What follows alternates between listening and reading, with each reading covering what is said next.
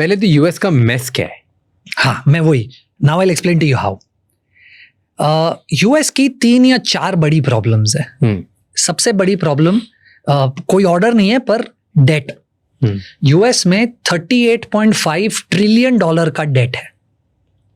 Second, US में inflation है। तीसरा प्रॉब्लम, यूएस का डॉलर जो रिजर्व करेंसी है, ये मैं एक्सप्लेन करूंगा।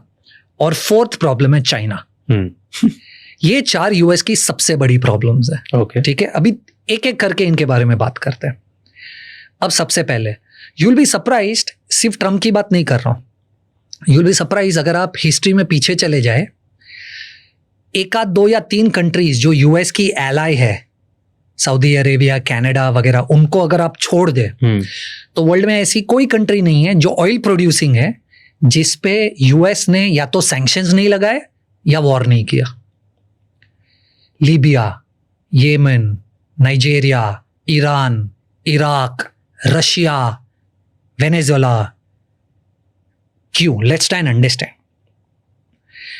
यूएस का dollar is the reserve currency. Okay, reserve currency का मतलब क्या है? इन वेरी सिंपल लैंग्वेज, कि वर्ल्ड में सबसे ज्यादा ट्रेड डॉलर में हो रहा है। हाँ, तो आप ओवरनाइट ऐसा किसी को बोलोगे कि मैं आपके साथ ट्रेड करने लगता हूं दूसरी करेंसी में, आप कर तो लोगे।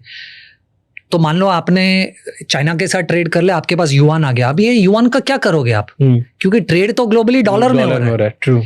तो प्लीज अंडरस्टैंड कि यूएस की पूरी स्ट्रेंथ इस चीज पर टिकी हुई है कि उसका डॉलर रिजर्व करेंसी है। ठीक है, उसका पैसा दुनिया में चलता है। और सबसे बड़ा ग्लोबल ट्रेड है पेट्रो डॉलर, यानी ऑयल जब आप एक दूसरे से खरीदते हो तो पेमेंट डॉलर में होती है। ये सबसे बड़ा ट्रेड है वर्ल्ड में।